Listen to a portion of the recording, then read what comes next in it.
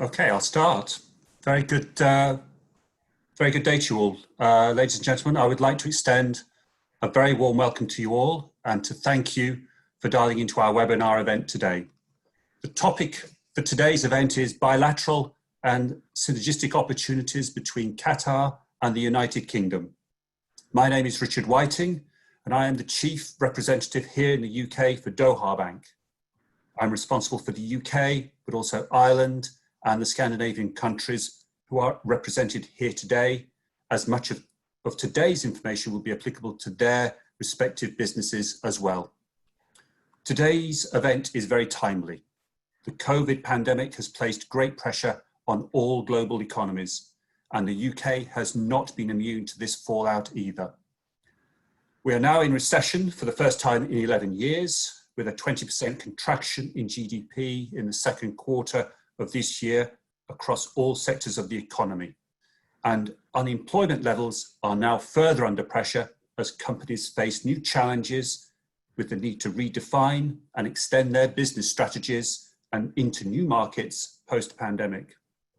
Added to this, Brexit negotiations are back at the top of the news agenda this week, with a need to get a deal agreed with the EU by mid-October. So it is opportune now to look at a country, a market that has continued to deliver on many fundamentals, but also has significantly invested in the UK over the years, and is now striving to open up and change its laws in order for its trade and investment markets to become accessible to all. As a quick introduction, Qatar is a country with a land mass of around 11,600 square kilometres, just over 50% the size of Wales. The country has 2.7 million population, including foreign workers. Qatar is a fast growing economy, blessed with strong gas reserves, and is currently one of the world's largest exporters of LNG, accounting for around 1/3 of global LNG exports. Based on current production levels, Qatar's gas reserves are expected to last for another 130 years. The size of Qatar's GDP is around 190 billion US dollars, of which 50% is attributed to oil and gas exports. However, in 2008, Qatar launched its Economic Vision 2030 plan, which aims to diversify and reduce the country's reliance on hydrocarbon exports and develop the non-oil sectors, including healthcare, technology, research and development, manufacturing, education, tourism, and the service sectors. Qatar and the UK have enjoyed close, strong bilateral relationship for many years, and Qatar is the UK's third largest trading partner from the GCC. Total trade between Qatar and the United Kingdom in 2019 was just over $9 billion US dollars. We will hear more in detail today the opportunities for manufacturers, exporters, service providers, and institutional investors across the Qatari business community through our speakers. Today, we have the honour and privilege of having His Excellency Mr. John Wilkes, the recently appointed UK Ambassador to Qatar, joining us to say a few words. We have as our second speaker, Ms. Junos Shariati, First Secretary and the Director of Trade and Investment in the Department of International Trade, based out of the British Embassy in Qatar.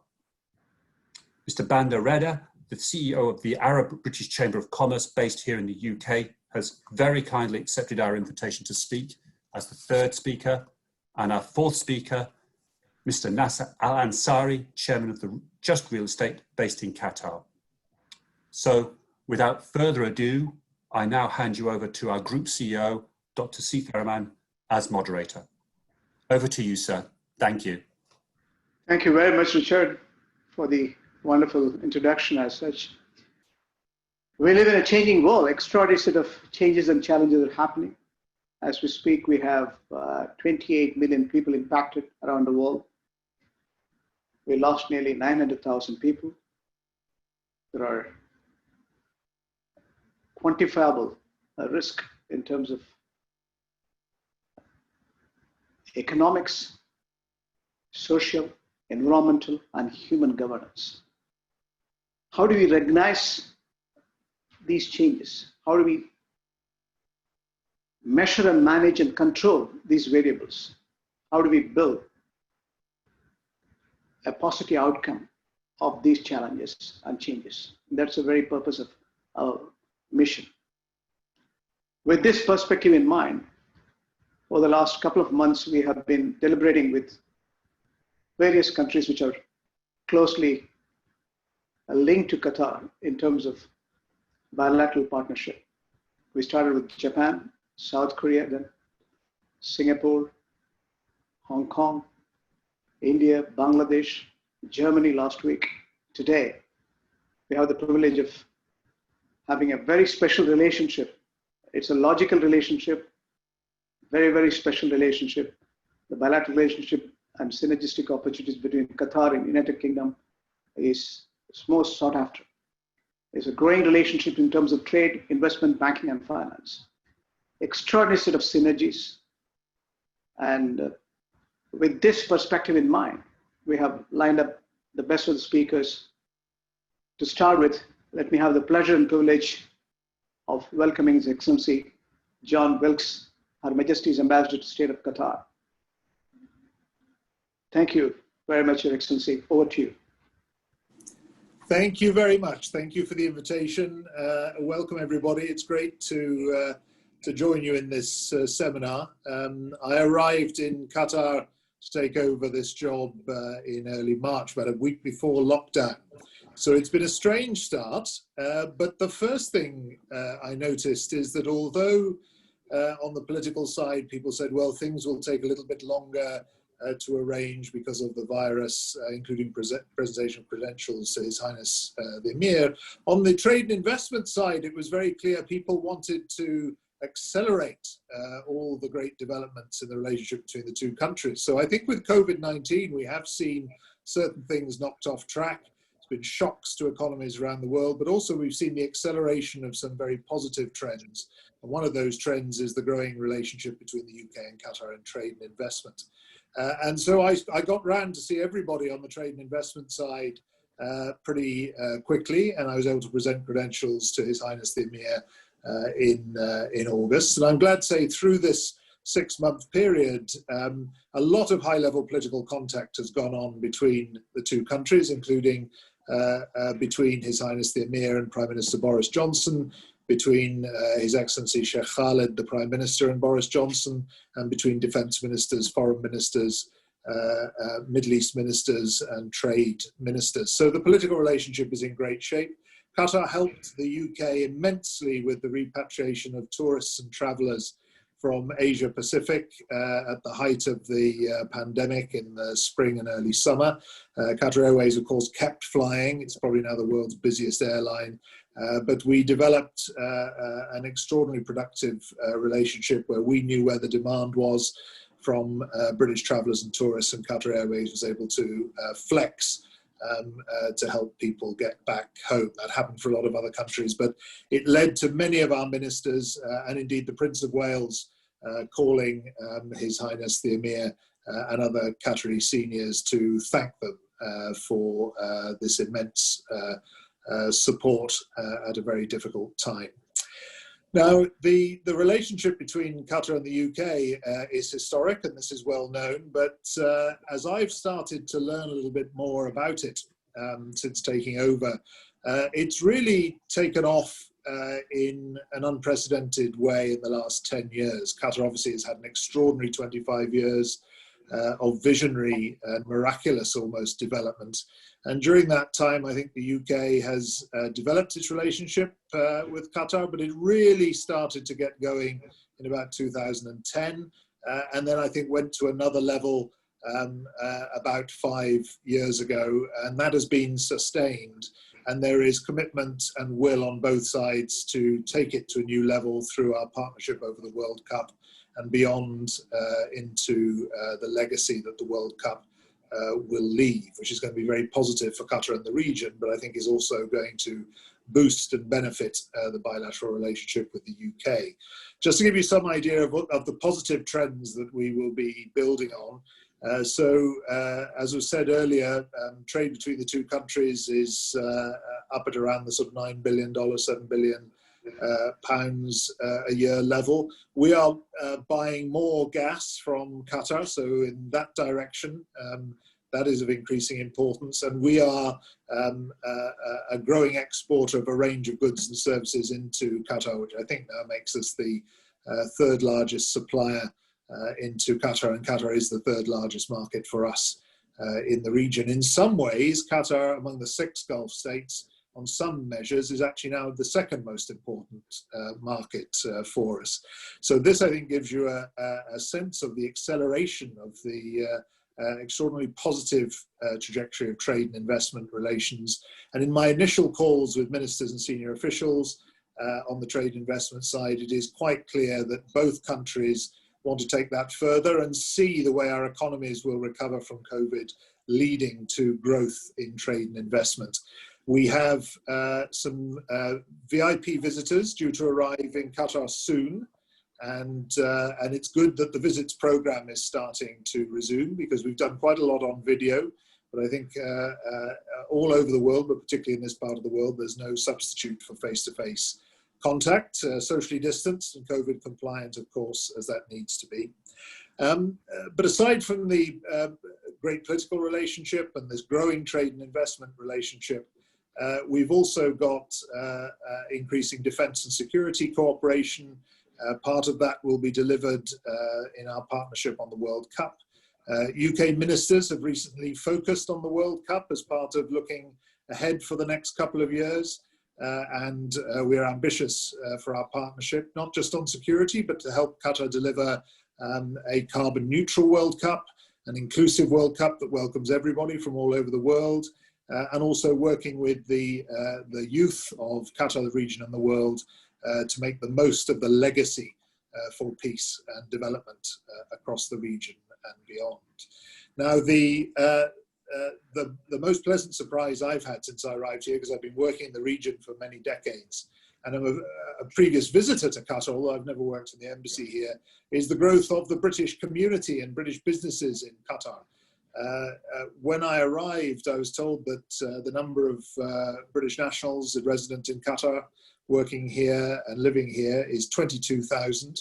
That's the second largest UK expat community in the Gulf states. Now, 25 years ago, I remember it was Emirates first, Saudi second.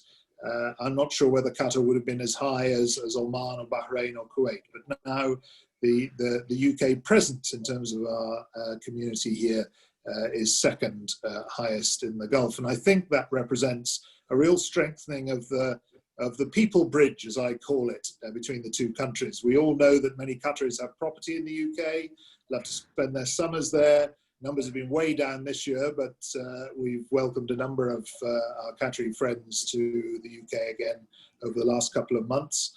Also, the UK remains the #1 destination for Qatari students in higher education.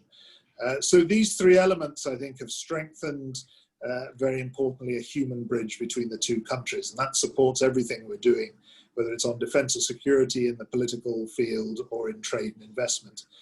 And we want to build on all those dimensions, using the World Cup as a great way to leverage the synergies and to build the partnership through delivery of a successful and secure World Cup. So all in all, this is a fantastic time to arrive in Qatar. I will also be doing a tour of the UK to all the big cities in the UK, and particularly those outside of London, because Qatar has shown through its inward investment in the UK, which is now at the £40 billion mark, that it's very interested and very willing, and is already investing in projects outside of London and the southeast of England. Before I returned to Qatar yesterday, I actually made an official visit to Cardiff, where, as we know, Qatar Airways started a direct flight a couple of years ago. There is already the major import terminal for LNG near Milford Haven, and Qatar is looking at further investments there. But I shall be visiting cities across the UK where Qatar, I think, is going to be interested in investing. And in my conversations, just to give you some idea of the atmosphere with the Qatar Investment Authority, Qatari DR, other private investors, People are seeing real opportunity in what's changing, and that includes Brexit. Obviously, a result of Brexit will mean that we can negotiate trade deals with markets beyond Europe. One of those deals could be with the GCC as a whole. We're actually starting work on a trade and investment review between the UK and all the Gulf markets to see what will work best for both sides. We all know, because of the Gulf dispute, that there is politics here that will have to be resolved or overcome. But I just want to make one statistic clear, which I think explains the UK preference for a free trade agreement with the 6 Gulf states. After the US and the EU, the GCC 6 are our largest export market. So bigger than India and China, although of course those are hugely important and growing markets for the UK. But I think this reflects not just history, or indeed a promise for the future, but the here and now. And one of the messages I always give to people is that what's happening between the UK and Qatar, and the UK and this region, is really important this year and in the years ahead, because we're already there, we're already growing, we're already well known, and the human bridge, I think, means that is a two-way street, both in terms of mutual prosperity, but in terms of mutual respect. So that, I think, in a nutshell, is why it's an exciting time. It's not just about the promise of the future or the great historic relationship. It's about the excitement of the here and now, with many positive trends. And finally, I'd just like to congratulate Qatar, first of all, on how it's dealt with the virus. I think I and my embassy and the British community have felt very safe here. Indeed, we look around the world, including to the UK, and I think we've been very glad that we've all been here. Secondly, I would like to congratulate Qatar on the recent announcement that it will strengthen the rights of migrant workers. They are now clearly regional pioneers, and we will support them in that. I think that's going to be very important as a good news story around the World Cup. It's something that has tremendous international media attention, and I think Qatar has a good story to tell. And we'll want to work with them, as I said, on the green carbon neutral agenda, as well as on the inclusive welcoming the world to Qatar. So we also congratulated Qatar on the way it has absorbed the economic shock, and with plenty of innovative ideas for diversification of the local economy, but also in the way they're going to plan their global investments, all within the context of the National Vision 2030, which, as His Highness the Emir said, now requires the redoubling of effort to deliver on the development of human capital to see Qatar through and beyond the hydrocarbon era. And just from the UK point of view, I should point out that for Boris Johnson, who spoke last week with His Excellency Sheikh Khaled, the Prime Minister, the UK will host next year, it's been postponed by the next big international conference on climate change. And so UK leadership will be on the line in the run-up to that. And Boris Johnson spoke to Sheikh Khaled about our wish to partner with Qatar as a major gas power, and gas being a key transition source of energy during this next 30 years as we try to achieve a zero carbon global economy. So that, I think, gives you a taste of what we're doing. Janus will be able to provide you with a little bit more detail, but we're very much looking forward to the business year ahead and the World Cup, and beyond that, to helping become a prime partner for Qatar in delivering National Vision 2030. Thank you very much for the invitation. I'm very happy to answer any questions if you have any before I head off to my next meeting.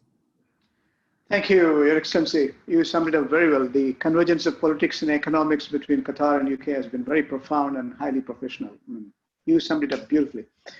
There's only one question has come. What are the new segments which Qatar and UK can build relationship? Yes, key question. Well, I'm gonna let Janus give you some more detail on that, because she and her sector leads are working on health and health security, of course, and health resilience has become even more important than it was. Education's a big area for us. All forms of tech, in delivering services through technology. It was already happening, but it's been accelerated by COVID. That might be financial technology, agricultural technology, medical technology, and educational technology. We have the presence of many UK service companies and industries here, and we foresee that being a growing sector for us as well. And of course, with the World Cup, we've also got many companies who are involved in security, including cyber security. So these are some of the priorities, but I'll just leave one particular idea in people's minds is I think resilience, making sure all countries around the world are prepared to absorb a possible second wave of COVID, future pandemics, as well as other shocks to the international system. This is going to become, I think, a theme of international politics and the global economy. And with all the tensions around US, China, and with the international institutions that have regulated global trade, it's important for the UK that we stand up as supporters of a free and open global economy, and that we work with Qatar and others with that aim in mind. And you know, there are many voices that are saying resilience is a good thing, but protection, too much protection, is going to actually affect all our economies. We're very much keen to get that balance right. So globalization, but in a different way. That's very interesting, very interesting. In fact, even from a banking perspective, what we have identified is you have to move on, or even from a business perspective, we have to move from business continuity to the disaster recovery to business continuity in tandem. And that's what institutions are doing. We are focusing on revenue enhancement by looking at multilateral options. It's not necessarily bilateral. When it comes to restructuring of the debts, easing the debt servicing capacity of the borrowers is by fiscal and monetary policy around the world. Every country is involved, and Qatar has stepped in so well. They pumped $20.5 billion equivalent, 75 billion Qatari riyals. We are improving. In the process, we have seen a positive reflection in terms of credit expansion for the last 8 months is around nearly 4%, and deposit expansion is around 5.2%. That says it all. Yes. British, I'm sure with your considered focus, you have been, you're not new to the region, I should say. You're sincerely worked across various parts of the Gulf. I'm sure your entry will be a great excitement for all of us to further enhance the bilateral partnership. With these words, let me invite Mrs. Jinus Shariati, First Secretary, British Embassy, to address the gatherings. Thank you very much. Farewell, everybody. You, looking forward to working with you in future. Thank you, sir. Thank you so much. Thank you to Doha Bank for the invitation, and thank you, Dr. Sidaram and Richard for the lovely introduction. So just to, my name is Jinus Shariati. I head up the commercial section within the embassy, and our role within the Department for International Trade is to support British companies export to and invest in Qatar. We also support foreign direct investment and also capital investment from Qatar into the UK. And we also work very closely with Qatari government and to engage in trade dialogues, as well as identify and remove some of the trade barriers that British companies may experience as they enter into the market and as they operate in the market. So I like to think ourselves as the ear and the eyes on the ground in terms of engaging with government departments and various organizations to find out about business opportunity, where the trends are within the country, and to communicate that and support that to British businesses. The other offer that we have for British companies is UK Export Finance, which is the government credit agency, and we support companies who wants to export and they don't have access to finance. So we are not competing with private sector, but we are complementing private sector. So if we can, I don't know if my slides are showing in the, yes, okay.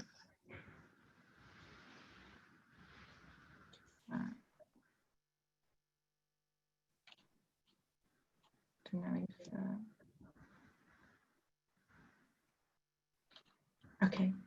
So moving on to Qatar. So you've already covered a lot of this area, but if for those of you who are less familiar with Qatar, the capital city is Doha, and Qatar has one of the highest GDP in the world. And as of April 2020, Qatar GDP stood at around $70,000 per capita and is one of the leading exporter of LNG.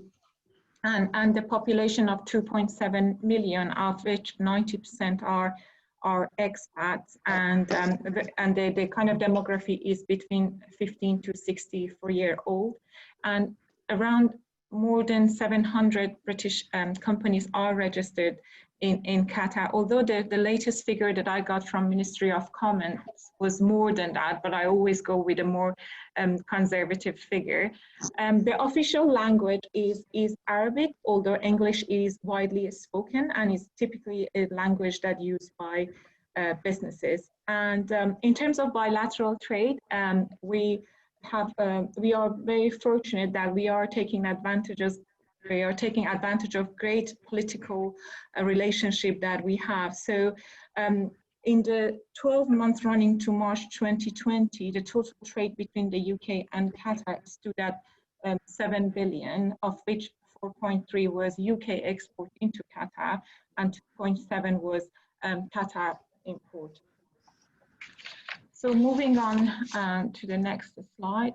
Qatar National Vision. So we talked about Qatar National Vision. I think Richard mentioned that.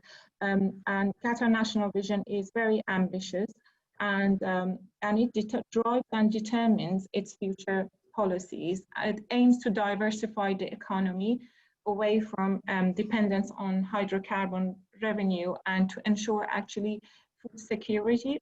And Qatar's main priority at the moment is to increase its self-sufficiency, especially in the wake of the ongoing Gulf crisis or Gulf dispute.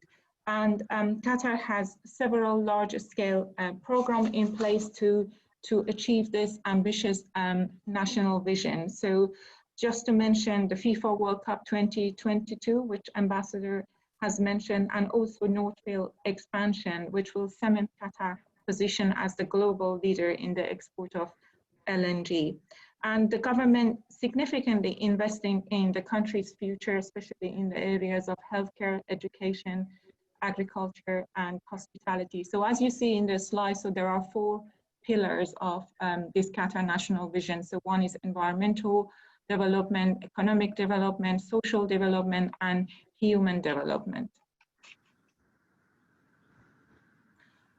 Talking about Qatar business environment. So for those of you who are new and wish to enter to the market, I think the most typical route for foreign investor currently is through a local or traditional way of doing business, which is through a local sponsor or partner, and that is around 51 to 49 partnership. However, Qatar has increased a large number of initiatives to improve market access and also to encourage and entice foreign investors to come and set up in Qatar. So traditionally, where the 100% ownership was not allowed, so they have actually introduced the new foreign investment law to ease restrictions on foreign investment. And the new law actually permits 100% ownership where there is limited local capability or expertise. And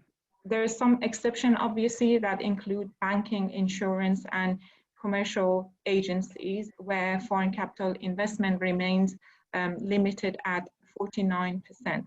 But that does not apply to Qatar Financial Center, Qatar Free Zone, and Qatar Science and Technology Park, where the companies who invest in those places, they actually can have 100% ownership. I will touch on Qatar Financial Center and Free Zone later on. But in terms of market access, I think although the government has streamlined the commercial registration process, there are still some challenges that some companies may face when they are doing business in Qatar. So I'm talking about the experience and the support that we provide, especially to a small to medium-sized businesses. So the issues that they highlight to us sometimes is around, which I think it is common across the region, it's around delay in payment and sometimes non-payment. And I think sometimes the companies are struggling, or they find a challenge to basically to demonstrate in country value, and some of them they ask to register location in, or register the business in Qatar in order to actually bid for government tenders and contract. But that's why we are here at the Department for International Trade to support and hold them within your journey in the country. Qatar Financial Center, as I highlighted, is a one-stop shop. The majority of companies who actually register in Qatar Financial Center are from financial and professional services. So if you are an accounting firm, if you're a banking or financial services and fintech, I think that is the best place to register, because you will have 100% ownership, and also Qatar Financial Center follows the English common law, and with a favorable corporate tax, and also the support that the companies receive in Qatar Financial Center is great for those who actually wish to enter Qatar. And also Qatar free zones. So Qatar has a number of free zones to promote and encourage foreign investment into the country, which offer specific incentives which are attractive to international businesses. So currently there are international companies that are set up in Qatar Free Zone, the likes of Google, Thales, and DHL. They are strategically located near the port, and to facilitate the transport and logistics. So they have a favorable incentives, which are like low-cost electricity and access to skilled and unskilled labor, and also land, and some of them offer flexible visa regime as well. And there is a independent authority which is called Qatar Free Zone Authority, also created in 2018, which oversees and regulate the free zones in Qatar. So I think one of our guests asked about the priorities or emerging priorities. So we try to frequently review the sector priorities and the area that we focus on, and that depends on the country's priorities and new policies, and also the UK's supply and UK capabilities. So we consider both the supply and demand, and we focus on those priorities. So some of the sectors that we have been focusing on is listed on this slide. So FIFA World Cup, obviously, it's been a priority for us. Defense and security and cyber, which Ambassador also mentioned. Cyber, we have a MOU with Qatar Central Bank, where we work with them to support them on developing their cyber strategy. And this is not just around government to government, that is through provision of private sector solutions as well. Healthcare and education are very important for the government, and it's highly touched on Qatar National Vision. Energy and advanced manufacturing, with the focus on North Field expansion and the renewable and clean energy. This is the area that we also focus on, and the rest are around smart cities and tech, because as part of Qatar National Vision, they are trying to basically develop a knowledge-driven economy, and food security is very, very high on the government agenda as well, especially after the GCC dispute.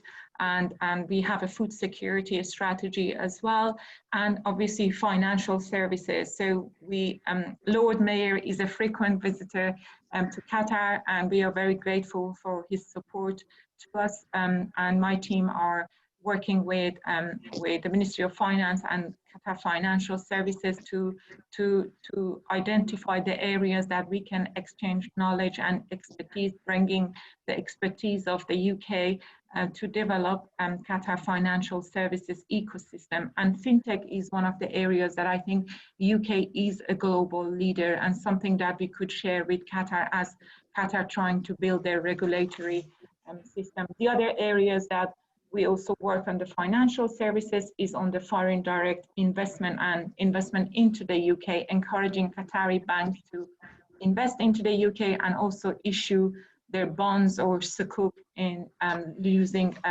LSE. Moving on to the next slide.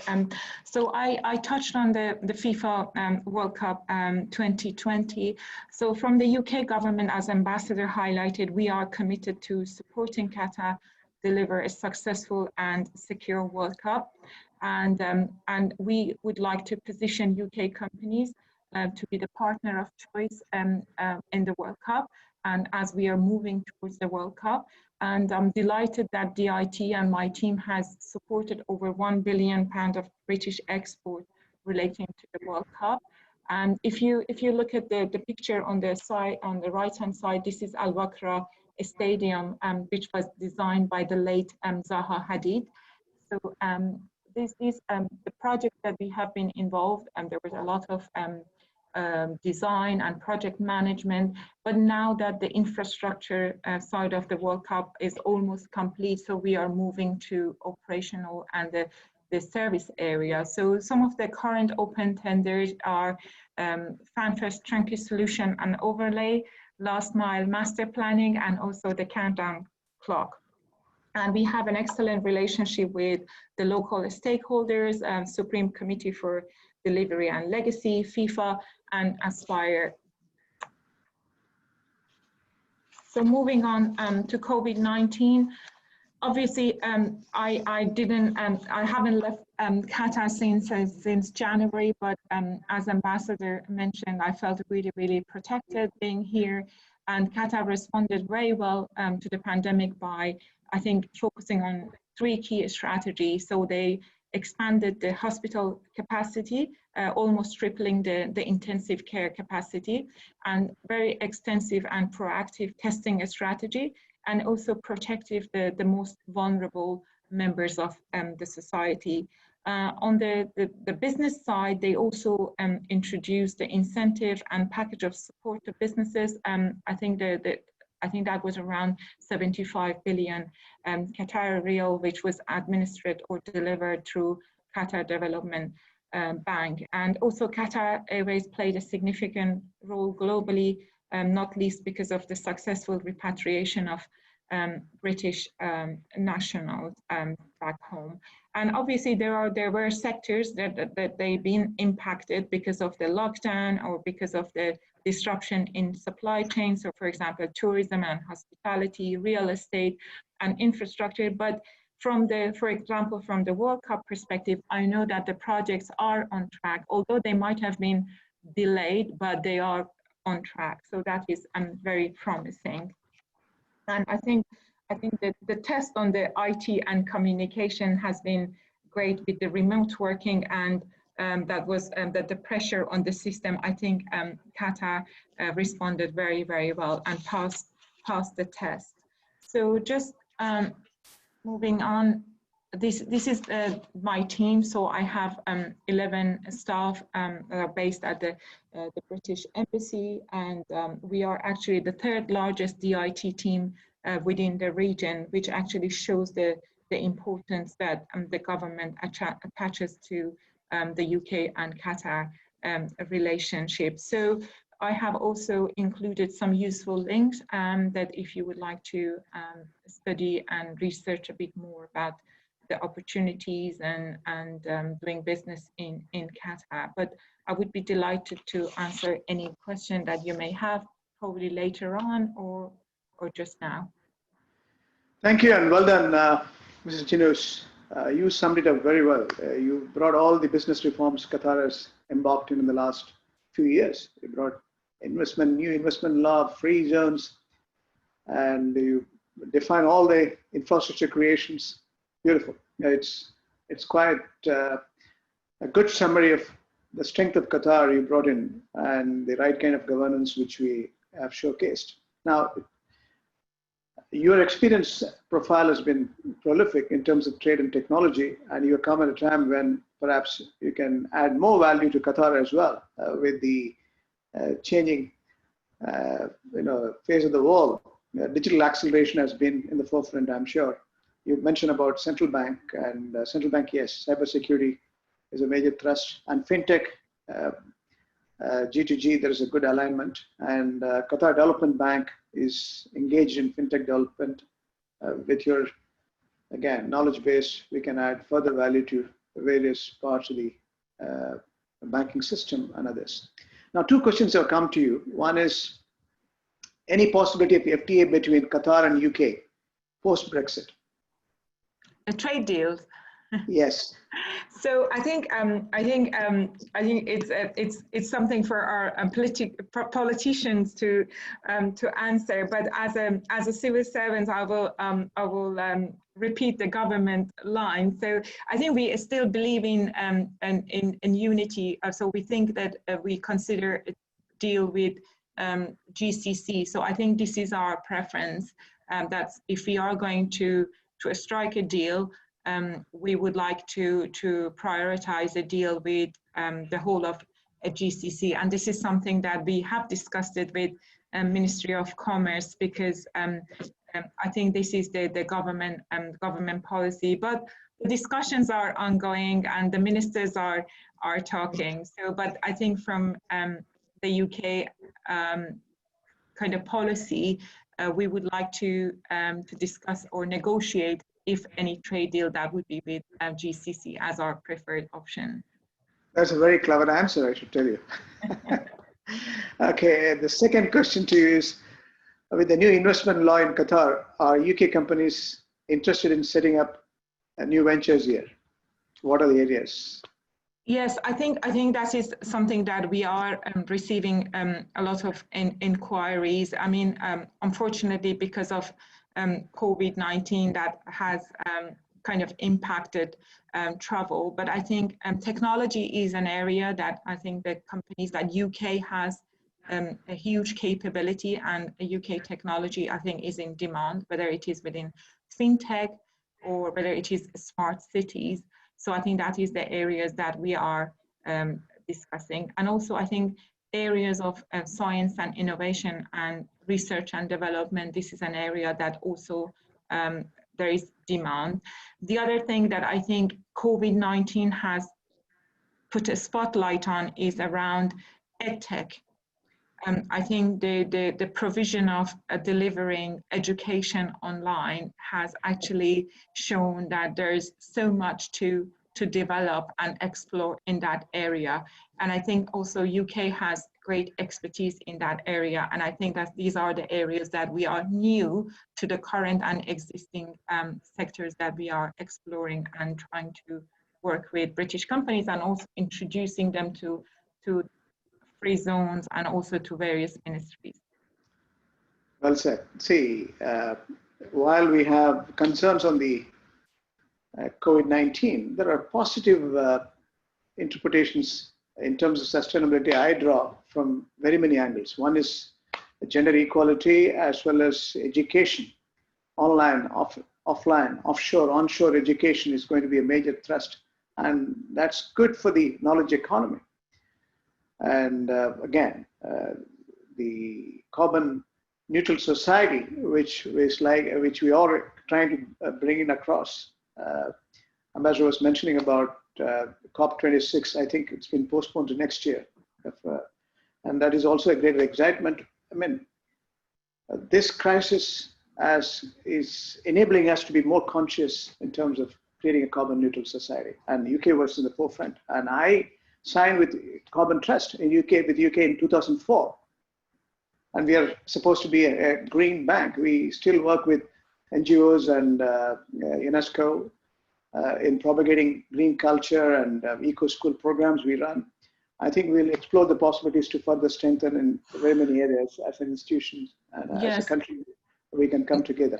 Thank you. And if I may add, I think just to promote and give credit to Qatar, I think Qatar is aiming to run one of the most sustainable World Cup, green and sustainable World Cup. And I think it just doesn't end to the World Cup and the game. It is the legacy of the World Cup as well. And it's what is after the World Cup, what projects that we can support that are supporting the sustainable and green agenda.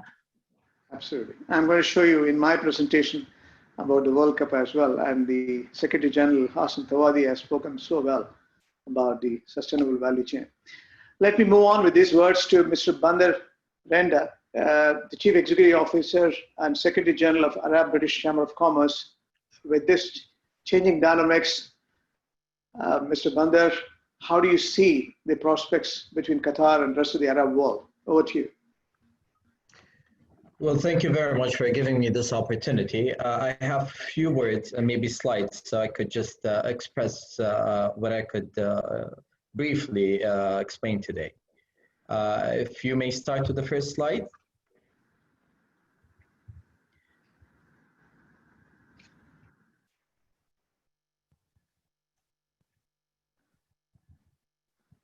Yes. Okay. Perfect. Well, I would like to thank Doha Bank for inviting me to participate in this webinar and to give my perspective as CEO and Secretary General of the Arab British Chamber of Commerce on the range of opportunities available to companies seeking to do business between the United Kingdom and Qatar. My presentation naturally falls into two main parts. I will first speak about the role of the Chamber and then address some of the main opportunities as we move forward post-pandemic and post-Brexit.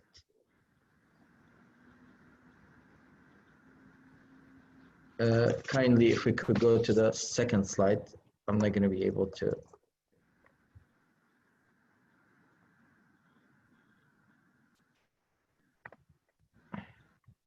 Perhaps it's oscillating on the last slide. Now? Okay.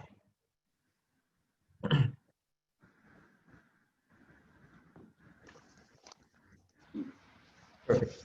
So a quick brief history about the Arab British Chamber of Commerce. We are based here in London in the Mayfair area. Our chamber has existed since 1975. We have the legal status of the non-profit membership organization established under the General Union of Chambers, Commerce, Industry and Agriculture for the Arab countries. The ABCC was one of the first joint chamber to be founded, and there are now sister chambers in some of the capitals of the main economics around the world. Those countries are some of the key trade partners with the Arab world, for instance, the United States, France, Germany, Italy, and Brazil, and many more. If I could go to slide 3, I cannot control it from here. No, yeah, thank you. So let's turn to our network of strategic contacts, which provide the important partnership that enable the chamber to carry out its activity and to fulfill its task of supporting the business community. These include both public and private sectors, headed by the Arab and the UK government and their main institute. On the Arab side, we work hand to hand with the member states of the Arab League, who each have representative in our board of directories. The chamber works closely with the Council of Arab Ambassadors in London, and on commercial matters, our staff are in daily contact with the commercial attaches and the embassies. On the British side, we enjoy close working relation with the Department of International Trade and the commercial departments founded in the UK embassies located in the Arab world. The British Chamber of Commerce are vital strategic partner, particularly in relation to our role in proceeding of export documentation. We have at least 34 regional agent chambers around the UK. The unique network of contacts put the Chamber in exceptionally strong position to assist business entities, exports and investors with the interest in Qatar British Commercial Corporation. If we might go, yeah, thank you. Turning to Brexit, which is a very exciting and unknown fact, I would say. In brief, the United Kingdom has now formally lifted the European Union, and it is currently in the transition period until the 31st of December 2020. Negotiations are going to reach a new trade deal between the UK and the EU. Failure to reach such as agreement will lead to a no-deal Brexit, which will see the UK trade on World Trade Organization terms with its former EU partners. The UK has successfully signed a continuity agreement with several of Arab partners, namely Jordan, Lebanon, Morocco, and Tunisia. These are the countries who have existed trade agreement with the European Union. Trade between the UK and the Arab countries as a whole will not be interrupted by the Brexit. The UK do not have trade agreement with the GCC yet.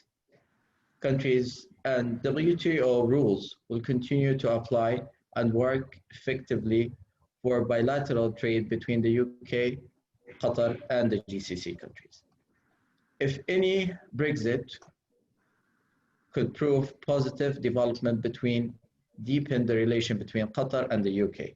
The UK is seeking to cooperate more closely with countries outside of the EU to compensate for potential reduction or a reduced access to the European market. The new situation could give an incentive to the UK to strengthen its contact with Qatar.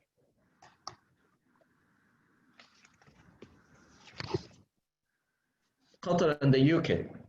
The UK and Qatar have enjoyed a strong relationship over many years. The bilateral link covers diplomatic, social, culture, commercial, and economic ties. English is widely spoken in Qatar, as everybody knows, among Qataris, and British brands are highly valued in market, as the British education system too.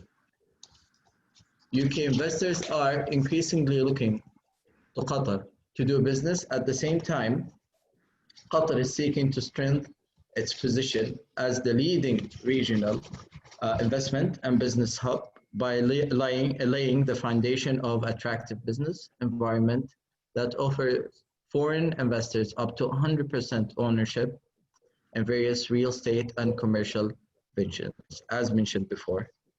I would go to the Qatar opportunities.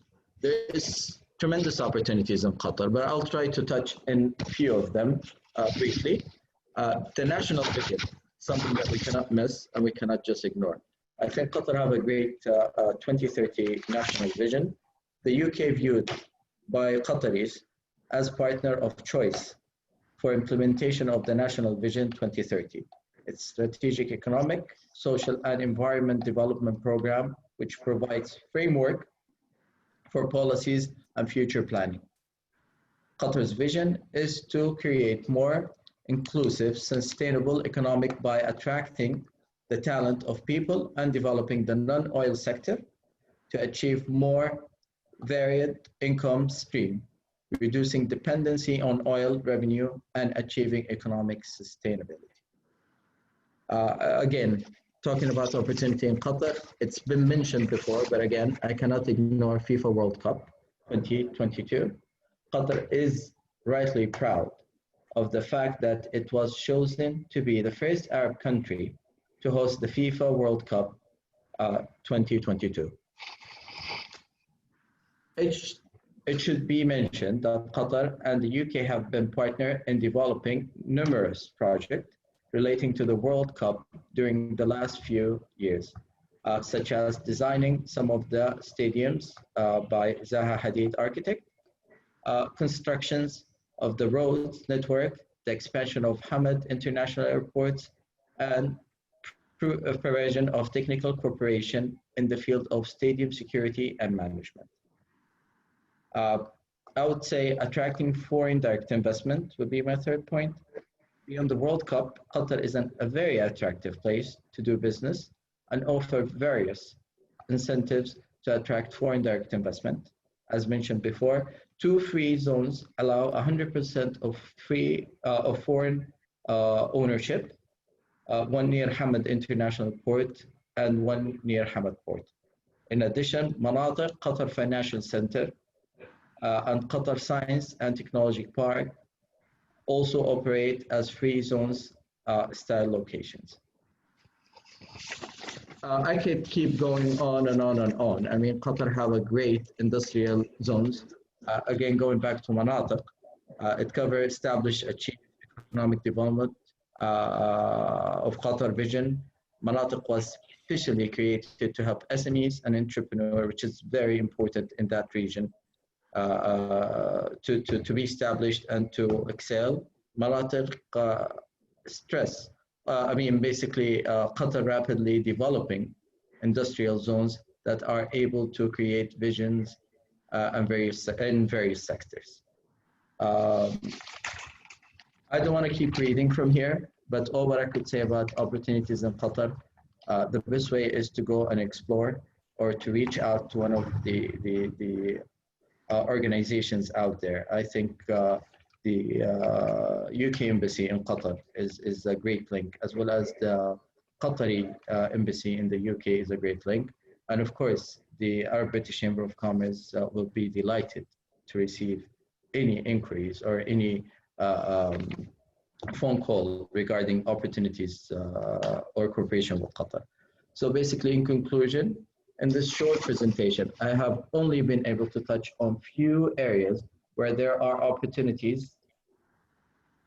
Yes. There are opportunities in Qatar, and that follow the close cooperation between the private sector of our 2 countries. The Arab British Chamber of Commerce stands ready to assist any companies in the UK, Qatar, or around the Arab world who are seeking to do business together, wishing to identify new investment opportunities and enter these key markets. We welcome all inquiries. Thank you for all listening. Once again, I thank deeply Doha Bank for allowing me to contribute today in this important discussion. Thank you. Very useful, Bandar Reda. You summed it up very well from an Arab Chamber perspective. Now, there's one question has come. Any challenge which they see from a Chamber perspective post-Brexit with Qatar? Actually, no, I look at it from a different perspective. I could see it's not a challenge, it's an opportunity. Okay. So basically, again, as we mentioned earlier, it's a great opportunity because the ties and relationship between the UK and the European Union is becoming weaker and weaker. And this is a great opportunity for Qatar or Qataris to enter the market and to replace the European companies. That says it all. I'm not sure Mrs. Jinu is there. She is a trade expert. She can ask you some questions if she has. Nevertheless, Mrs. Jinu, are you there? No.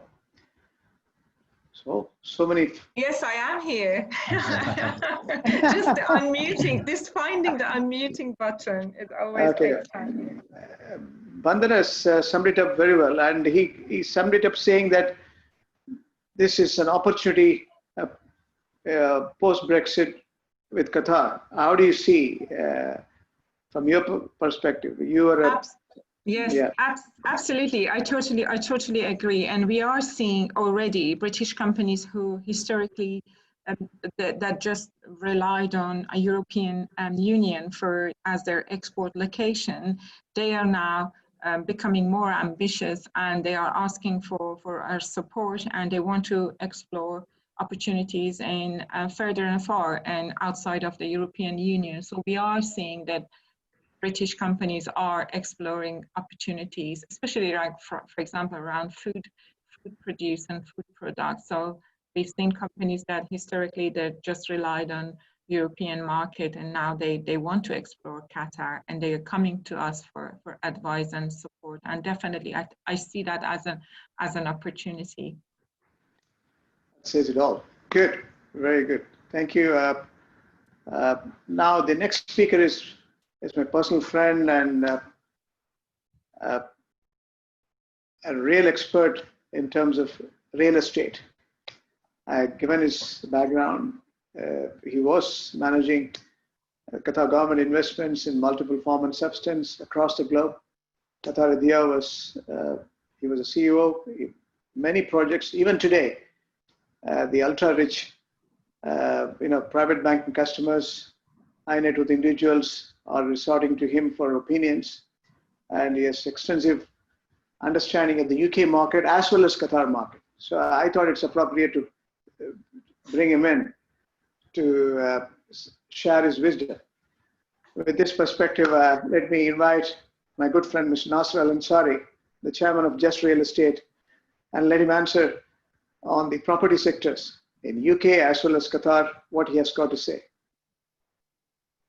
First, I would like to thank you, Dr. Sita, for giving me this opportunity, as always, to speak about Qatar and Qatar economies, and particularly the real estate market. I do believe from the previous speakers, His Excellency, the Ambassador and Ms. Janos have covered a lot of the area of the prosperity of Qatar and our economy and our bilateral relationship between the British government and Qatar government. Of course, this goes a long way back. This relationship, I see it growing and developing stronger and stronger over the years, which means that it has created a lot of opportunities between the both countries in terms of government and citizens. And I do believe also Mr. Bender has shown the opportunities in Qatar. And of course, a lot of people, they're mostly concerned about where they're going to live and how they're going to live and how much it will cost them. Today, real estate market plays a huge role in our life. And there are so many vulnerability in this market due to too many different reasons and too many different constraints. And lately is the COVID-19 has put a lot of pressure on the market. And funny to say, a lot of people were looking for new places and new neighbors. People were maintaining, the social distancing. And I was surprised to see there were a huge demand in Qatar and finding new homes in new areas that had a lot of health protections in terms of healthy environment and maintaining social distancing from other neighbors. And we were very lucky and fortunate to see this movement. However, as in Qatar, a lot of people ask the $1 million question, what you all will do after the World Cup? And what will happen in Qatar after the World Cup? I would like to emphasize that Qatar is not building the whole country and all the infrastructure that cost us billions of dollars for a single event. We are looking to achieve our 2030. And one of the pillars that Ms. Janous has touched in our pillars is diversifying our economy. And by diversification of our economy, which means we are going to create a lot of opportunities for others to come and to invest to Qatar. Having said that, the laws of investment that will create opportunities, which means the people will come. The lifestyle and the quality of life of Qataris have changed dramatically in the last 2 decades.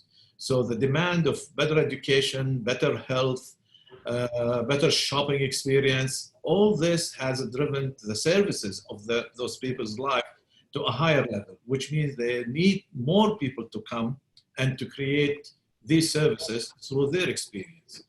And we have witnessed in the recent years in the F&B, for example, in the social behavior of the F&B, there's a huge demand of high quality of restaurants in Qatar, which means there will be high-end managers will come to Qatar. We have seen the privatization of hospitals and the health sector, which means there will be a lot of doctors coming to Qatar. Those people will come with their families, so their kids will need schools. Schools means teachers. Teachers will need, in the end, everyone needs a place to stay. In addition to that, developing our infrastructure, which has opened a lot of new areas that ease the communication between an area to an area. This will lead that the government will take the demolishing the old areas and try to ease the volume of traffic in the heart of the city and spread it around it instead of everyone driving to a single destination like Qatar, like today in Doha. Having the metro and the rail that made the connectivity between areas and area is much easier. So there are a lot of new areas is developing, and the demand for residential in Qatar is still there and it's high. Among Qatari citizens, as we have seen one of the slides, the average age, the age is between 15 to 65, which means the average age in Qatar today, as we have experienced in our real estate research, is at 25. They all need new homes. The government supply 3,000 to 4,000 plots per year for their citizens, and they will be building homes. And also the citizens are looking to buy and to purchase the ready-made finished homes. In the contrary of the previous years, they would like to build their own homes. Qatar is now moving to live in a new places like the Pearl, and they're accepting to live in these apartments. With all this movement for the Qatari market, also we see a lot of expatriates are migrating to Qatar because of the laws that we are creating, that we have initiated in 2018, the foreign ownerships for non-Qataris. And we open up a lot of areas, almost more than 15 areas for 99 years, and areas like Lusail and Pearl and Taifiya Lagoon, it's open for foreign ownerships. Qatar Financial Center, with the laws that also have created opportunities for companies to come to invest in Qatar, is bringing a lot of white collar to the country. The economic zones also an opportunity for industries that are bringing a lot of white collar, and all this it will demand. A lot of people they think that Qatar has enough supply of residential. If today you are looking for something that it meets all your requirements, you will find difficulties to find. There are a lot of people seeking for better homes, for better quality, for better standards. It's not that used to be build it, they will come. No, it is today the consumer have choices and have list of demands, and developers have to meet this. Having said about our economy and the strength of our economy that increase our, especially the income per capita, as Ms. Janous has stated, $68,000 or $64,000 per annum, which means a lot of Qataris today are going to UK. They think London is second home. And today maybe we used to be, like 15, 20 years ago, we go to London in the summer once a year. Today we have frequent flyers going to London as they are going to Al Khor. You know, they are going every day. They consider that because of the relationship, the historical relationships, the laws in the United Kingdom that has welcomed a lot of investors from different nationalities, the easy lifestyle, the quality of life has attracted Qataris to buy their second homes in UK, not just in London, in Manchester, and Birmingham. So we find single individuals are Qataris buying every day in London. And from my company, we have experienced high demand. I never expected that I will be selling single units for single individuals. Qatar have invested in the United Kingdom almost 35 billion pounds in various sectors. And the real estate sectors was one of the highest. And my days in Qatar, you know, we purchased the Chelsea Barracks, and we see today it's already been built, and there's a good demand in it. We are developing, as we call the shell building, and this is something that we purchased a few years ago, and the development going very well. I remember when I was a barber, we bought the Olympic Village and the Sharp building. All these real estate opportunities that a lot of Qataris were fortunate to be part of it through either sovereign fund or financial institution. it had a very high return. Today, I do believe that the best place to buy from all European cities, I'm not saying this because Ms. Janus was us on the panel, London is the destination. You know, in UK, you can read the market. You can understand the phenomena of supply and demand. You can adjust your returns. It's very clear market, very easy to deal with. Just the laws are very simple. The taxes are very clear. And I advise highly that a good investment today that you can do it in London with the pre-exit. I think a lot of people, they think things will be lower in price. I don't believe in this, and I think it will become higher. And today is the opportunity for you to catch the train. And today is the best time for you to buy in London, and also the best time for you to buy in Doha.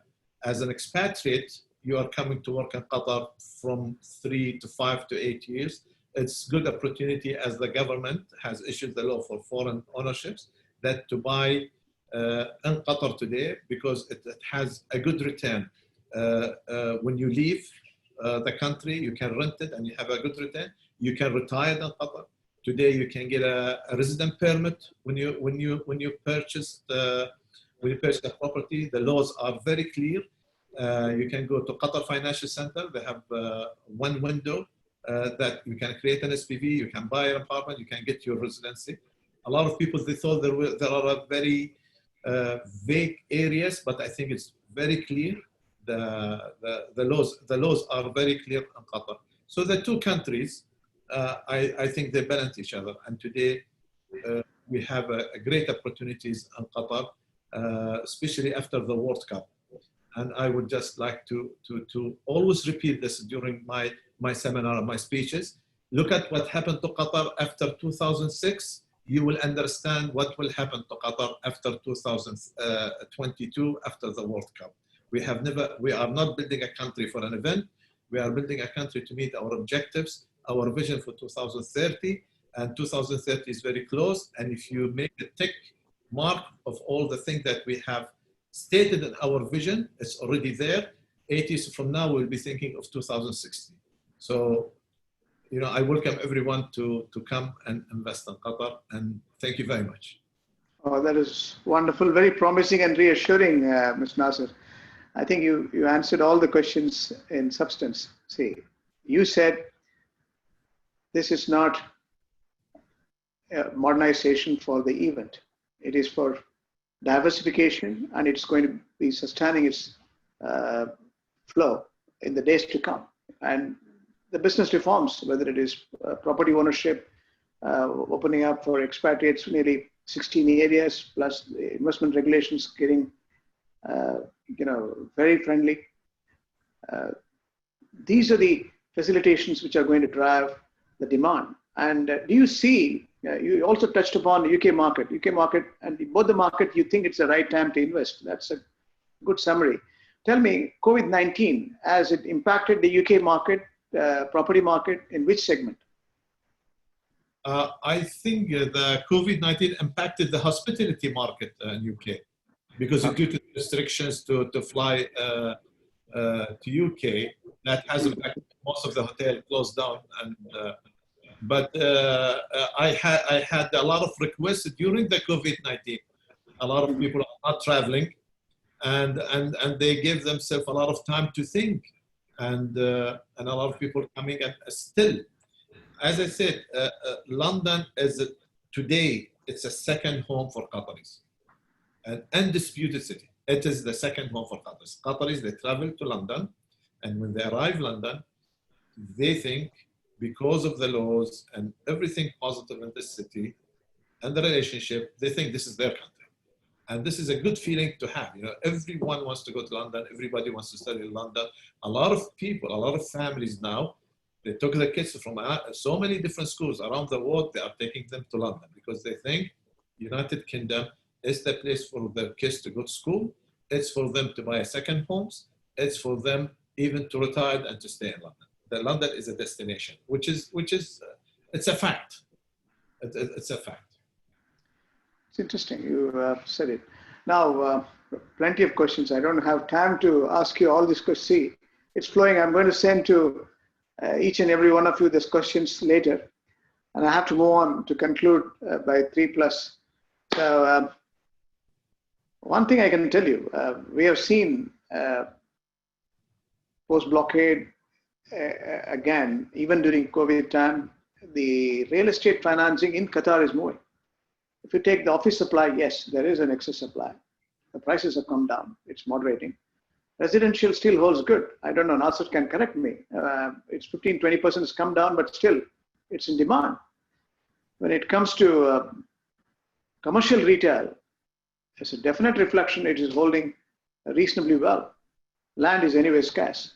So I'm not seeing a major downturn. It's, if at all, there's a marginal correction. Am I summing it up correctly, Mr. Nasser? Yes, I do believe, the COVID-19, Qatar has experienced two issues in the last few years. One of it is the blockade, the unjust blockade by our neighbors, and the COVID-19 has changed a lot of dimension of the way we think.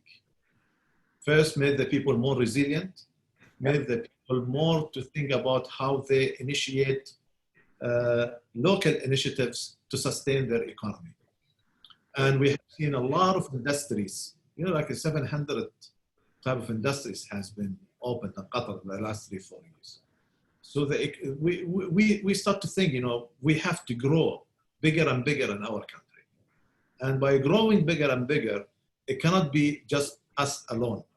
Through partnerships with nations that we enjoy a good bilateral relationships. And that Qatar's strong foreign policy has brought us fortunes through our friends in United Kingdoms and France, United States and others, and other good Arab countries. And this will drive our economy through bringing people to invest in Qatar, to feel home in Qatar, and to diverse our demography from the blue color to the white color.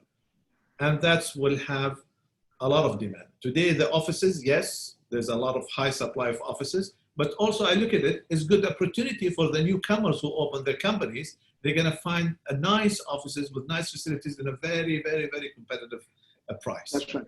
Okay, yes. And we have enough offices for 2025, which I don't advise any new development of the offices, but I always advise on the development of the residential, which I can see in the upcoming 2 years will need more and more. And just recently, by the way, Barwa have signed a contract launched a contract for 5.2 billion Qatar riyal, building 7,000 affordable homes and I think 12 or 15,000 for laborers at a very high standards to accommodate families with a low income to live in a very high standard and better quality of life, because there will be a lot of other areas. And this is for expatriates families for very human.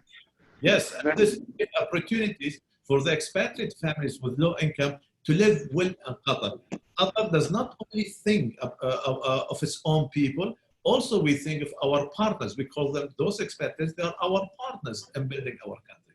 So we need to provide them a better quality of life when they come and live in our country. Well done, Nasser. Let me move on to the final presentation, that's mine. I gave a preface about the changing dynamics in the world. World over, if you look at the financial stability, countries have engaged in fiscal as well as monetary alignment. The purpose is to make sure we improve the liquidity. We don't want to have a situation when the liquidity crisis moved into a funding crisis, solvency issue. So interest rates have been lowered right from Federal Reserve. If you look at the number which has been siphoned to support the liquidity by various governments is over 25 trillion. Global economies, if you look at it, IMF has said very clearly there's a contraction of 4.9%. Subsequently, there were OECD. Then each and every country has reflected the June quarter.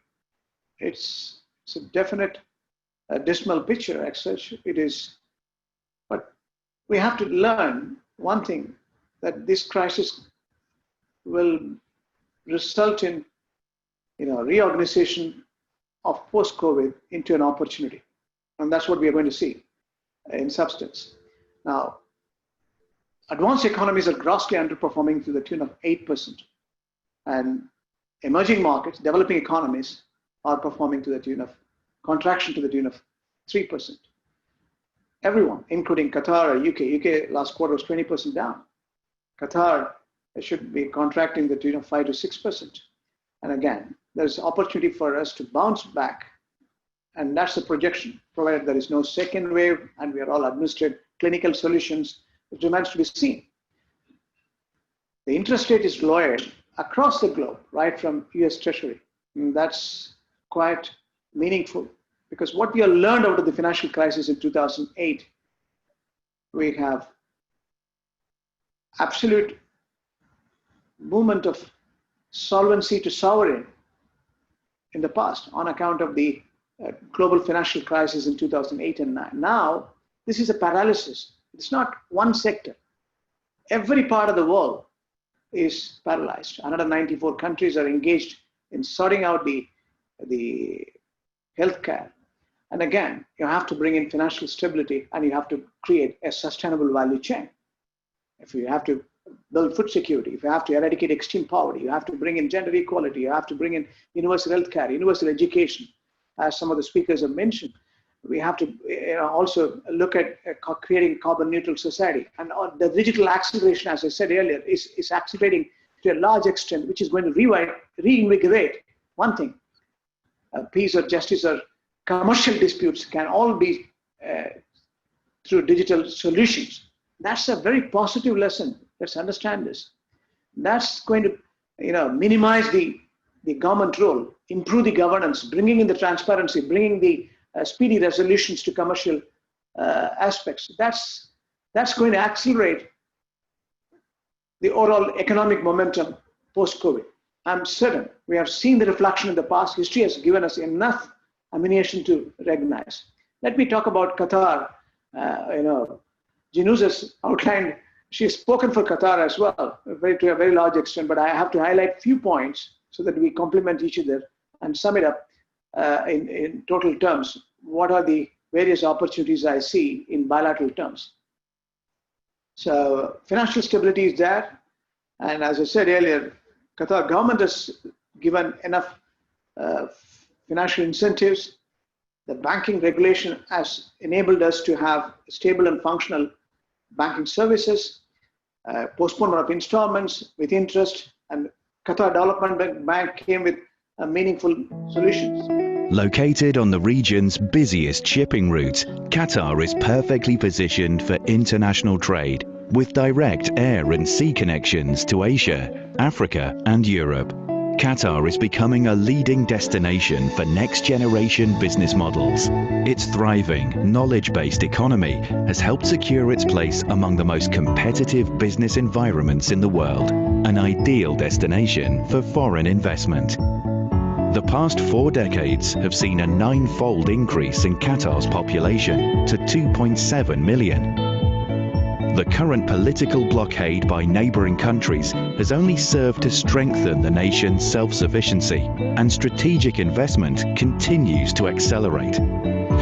Qatar has already spent $33 billion on infrastructure projects, with new contracts to be awarded over the next 3 years, not least with the 2022 FIFA World Cup on the horizon.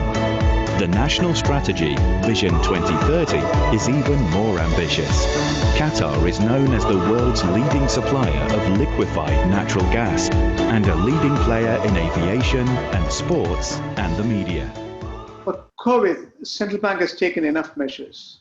What's more interesting is to listen to the energy minister on hydrocarbon. The growth is visible. That's why Mr. Nasser was saying you will have occupancy even for office spaces. Not to worry for this, on account of the short-term turbulence. But as I mentioned, regarding the North Field, we are full steam ahead. We are, as we have mentioned in the past, we're going to be awarding all our contracts for Northfield expansion project. We have two phases, the east and the south expansion. We're going to go from 77 million tons per annum to 110 million tons per annum by 2025, and then up from 110 to 126 by the year 2027. We've ordered all the shipping requirements, and we've booked slots for about $20 billion. We've announced just a couple of weeks ago, and that's at the cost of around $20 billion US, and we've booked up 60% of the entire world's capacity of building LNG ships. So these, we call them our moving pipelines, if you will, but that's to have our full supply chain up and ready by the time we have all the developments in place. So that's the beauty. So first phase, second phase, that's equivalent to 6 million barrels of oil. If I convert everything into one fabric, that's huge in terms of revenue, sustainable revenue journey. And that's promising. So Vision 2030 is what NASA was mentioning, and everyone has highlighted. That's a long-term viable, sustainable journey. And let's look at the engineering marvel. Genus has shown some clips, but I'm going to show you on the 2022.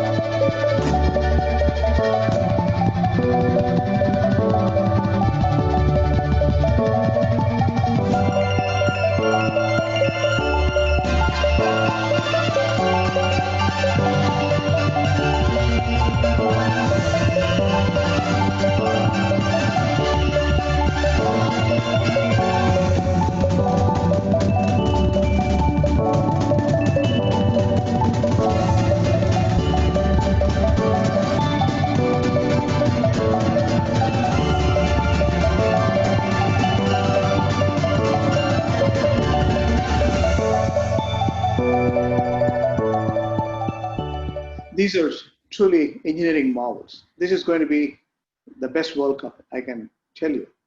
What is interesting is Mr. Asim Tawadi, the Secretary General Supreme Committee, what he has got to say, even during this COVID times.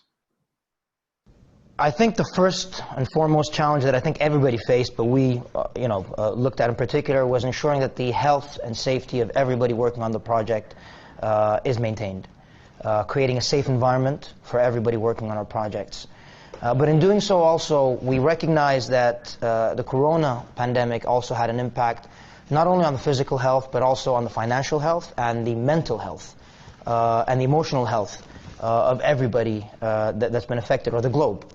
What we will try to do is maintain a business as usual attitude, first and foremost ensuring that we maintain the health and safety of everybody working, while at the same time providing a sort of routine, a sort of continuity beyond Corona and beyond this pandemic.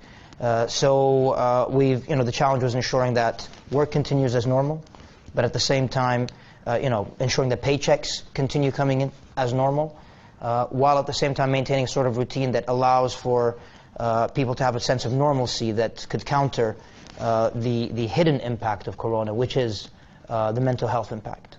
That's very reassuring, very human. And it's going to be a green, and sustainable performance. Let me move on to, I'm going to skip certain slides. The airport we have seen, we have talked about it.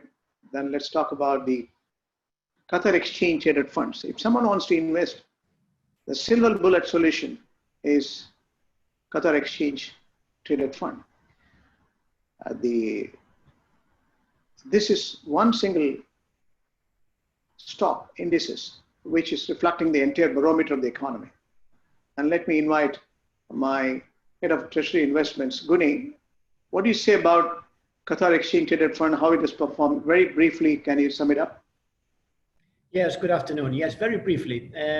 Since the inception of the fund almost 2 years ago, the return of the stock market has been around 20%. And that makes the performance of the local stock market in the top 10 league globally. So I think if I can quote from the slides of one of the presenters, Ms. Shariati, where they said, business is great. I think the performance of that fund is also very great. And that actually, I think, if you look at Qatar through the lens of a global investor, there are two things that come immediately to mind: strong fundamentals and good relative value. And this particular fund is a great example of that. There are a lot of relative good value trades to be had here in Qatar, in the fund, in buying government bonds, in also investing in the banks, being deposits, being bonds, being any other instrument. So again, relative value is strong, fundamentals are fantastic. That's good. It's really brief, and it does turn well. So it is carefully crafted, various sectors, best performing stocks, and top 20 is what we have identified, and it's very professionally managed by independent investment banker, and we return very reasonable, one of the best, exchange traded fund, I should say. Let me move on to the free zone. Free zone, everyone has talked about it. It has got amazing value advantage, and Authority is establishing a cluster of free zones, including Ras Bafuntas, located beside Hamad International Airport, the best airport in the Middle East, and Al Hul, with direct access to Hamad Port, the world's biggest greenfield port development. Qatar free zones offer foreign investors 100% ownership, zero customs duty and corporation tax, no individual income tax, quick building permits, and access to a skilled workforce. On the ground, free zones also provide fully serviced plots, dedicated security, hotel and retail facilities, as well as advanced broadband to ensure optimal connectivity. While Qatar welcomes investment in any sector, exciting opportunities already exist in logistics, e-commerce, food packaging, pharmaceuticals, and plastics. With an eye to the future, we're also focused on disruptive industries, such as renewable energy, power storage solutions, and artificial intelligence. Be part of the Qatar Free Zones initiative, with everything in place, from essential infrastructure and facilities to ease of shipping and customs. Your business can flourish as a truly global player in partnership with the Qatar Free Zones Authority. About 3 billion has been allocated to support the mission as such. It's working well. It's coming up very well, and the banks are also partnering with Free Zone and supporting the mission for the individual enterprise.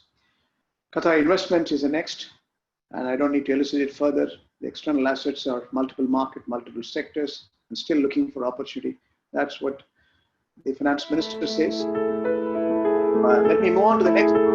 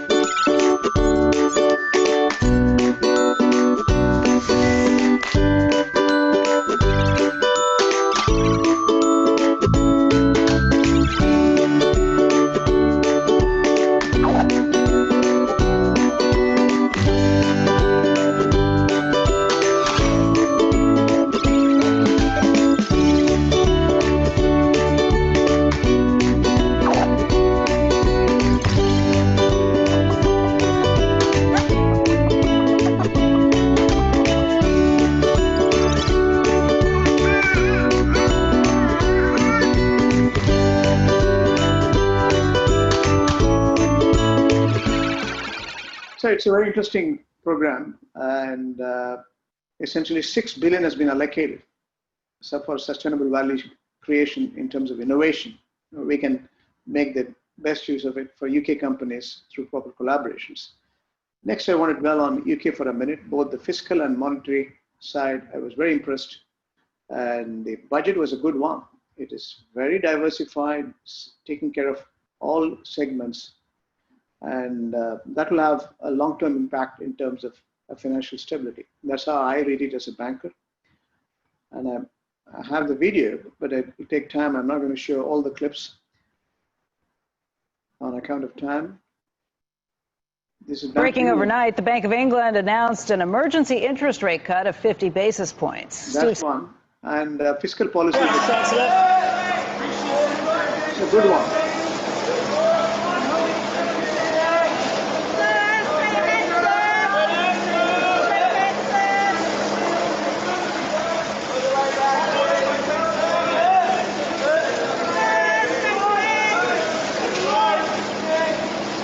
What is interesting is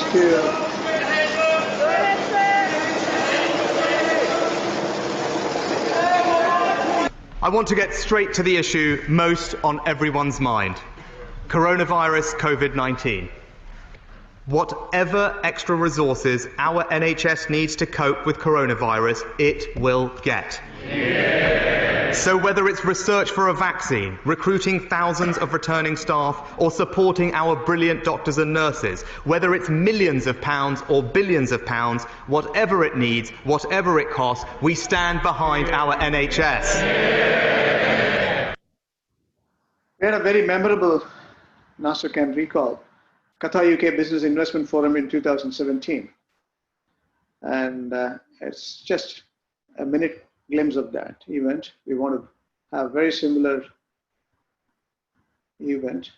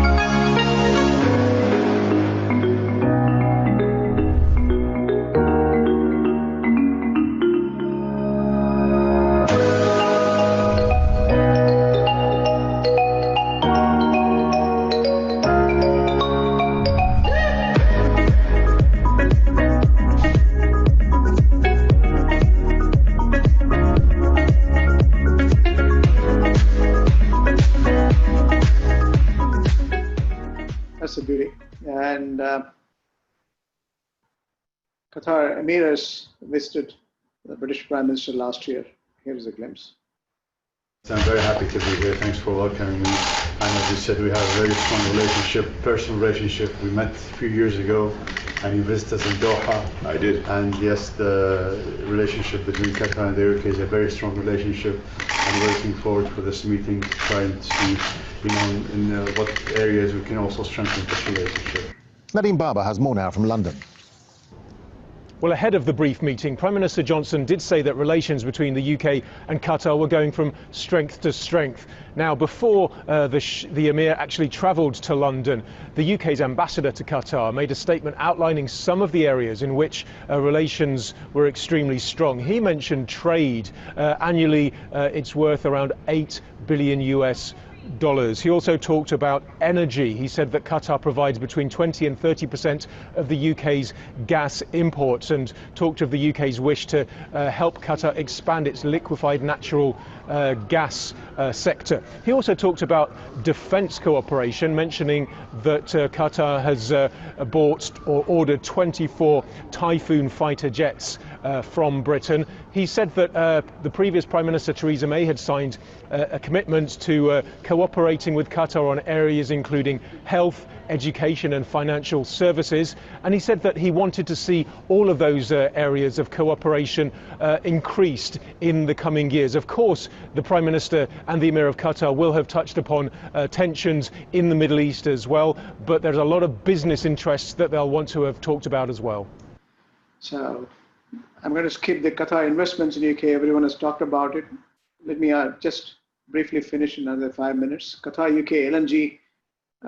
Here is the arrangement we have made.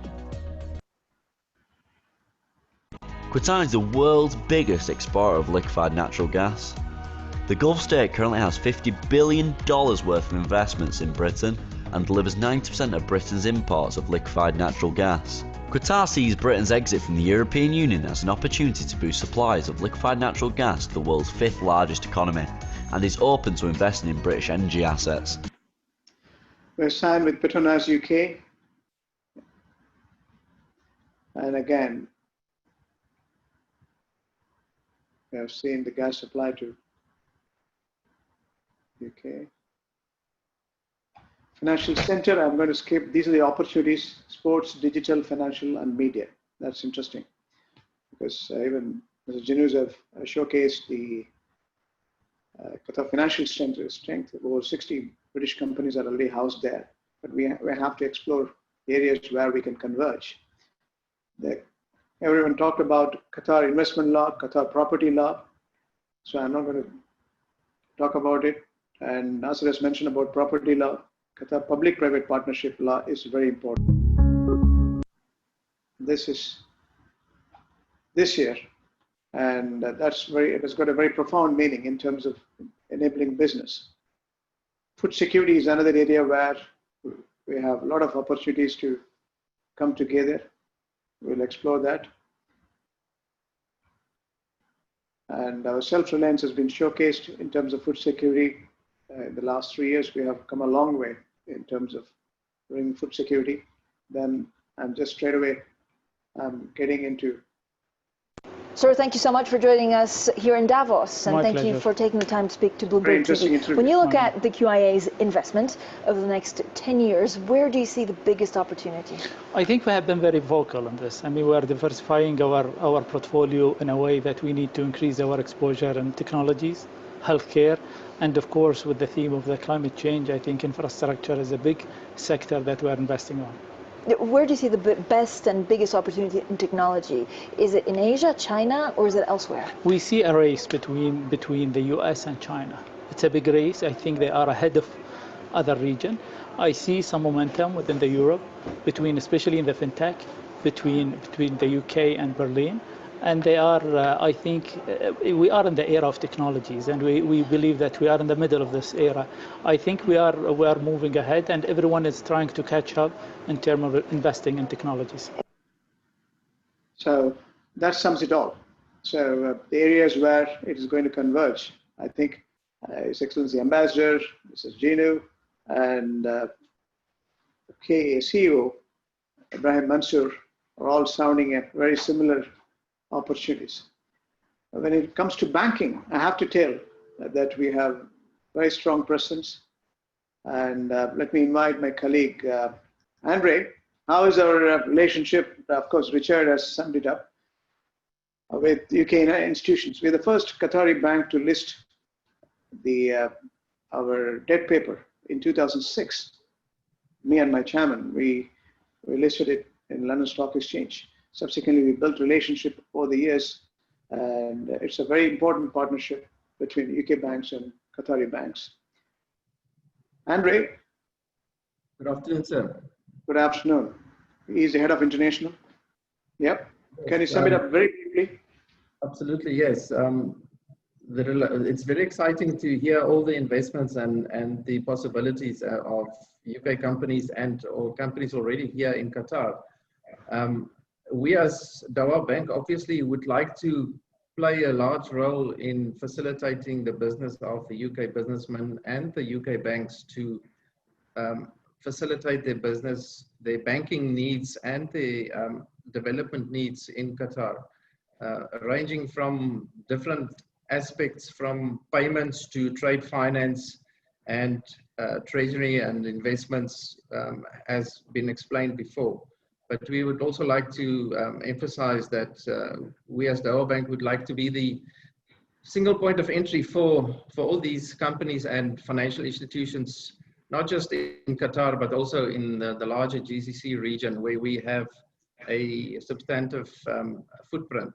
We're talking about Kuwait and UAE and subcontinent into India. But with our large presence across the world, in 14 different countries, we can really facilitate and we can really partner with the UK banks to expand their products and their business opportunities and really in Qatar itself, we are very well placed to receive these companies and act as their business enabler in this market, whether it's through facilitating their payments or issuing their letters of credit or bid bonds or guarantees that would be required to start up their business here. And then on the other side, we can accommodate the British companies that are based in Qatar to host them and facilitate their banking needs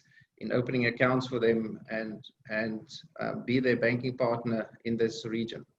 Yeah, so I think SME is a bigger opportunity. UK has got 5.6 million SMEs. Those who want to explore here, we have Al-Damin program by Qatar Development Bank. We have joint risk participation, our own program, Tadweer. So SME or big companies or small companies can converge.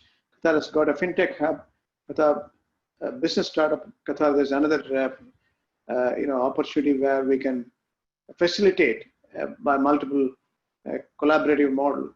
So plenty of opportunities for us in the coming days to come together. We foresee further strengthening our bilateral partnership in terms of trade or investments, banking or finance. With these words, let me invite Richard Whitening to say a word of thanks. We spilled over a bit, but I think it's time. Thank you, Dr. Sitaraman. Thank you. On behalf of Doha Bank and my participating colleagues, I would like to thank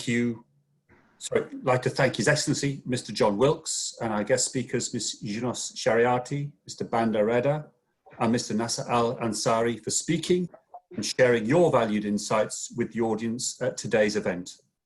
And most importantly, we thank you, the audience, for dialing in, and we hope that you have found this session beneficial. I request that all interested participants to contact us, take our relationship further. My contact details are here on the screen, and I look forward to hearing from you in this regard very, very soon. And now it is my webinar. Take care, stay safe, healthy during these unprecedented times. Thank you. Thank you all. Thank you, Mr. Banda. Thank you, Yunus.